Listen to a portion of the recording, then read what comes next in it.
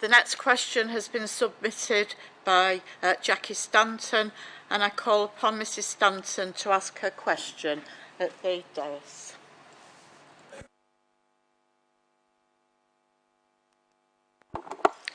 Thank you, Deputy Mayor. The reputation of Oldham Metropolitan Borough Council appears to be at an all-time low, with some residents describing this current council as the worst in the history of the borough. Some of the dissatisfaction can be traced back to the planning function of the council and the appalling planning committee meeting held in July earlier this year. It continues with the extremely serious allegations of child sexual exploitation. There are allegations appearing daily on social media relating to alleged mismanagement and poor decision-making by senior officers of this council. There are also suggestions that the councillor's code of conduct has been breached by the leader and his deputies. This compounded by the leader refusing to verbally answer a valid question submitted to a recent cabinet meeting by a Moorside resident. Would the leader agree that all these allegations are extremely serious and damaging to the borough? Will he tell us how he and the Chief Executive intend to deal with them? And will he tell us if he's capable of restoring confidence in this council? Does he further agree that Oldham and its residents deserve better? And isn't it time to put Oldham first and politics second?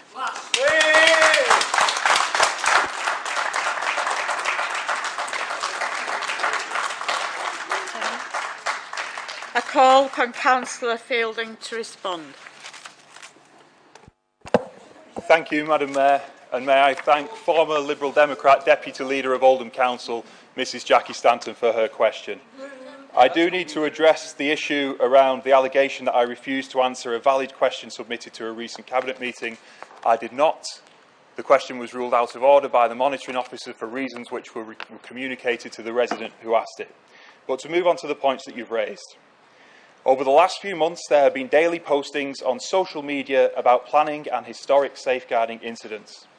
These allegations have been combined with a series of personal online attacks on councillors, residents, MPs and council officers, and often come from people with a clear political agenda, such as the former Liberal Democrat Deputy Leader of Oldham Council stood before us.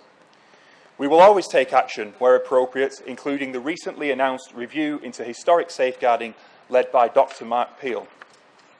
Too often, however, the allegations and claims made online are barefaced lies, designed purely to... I'll say that again, are barefaced lies, designed purely to...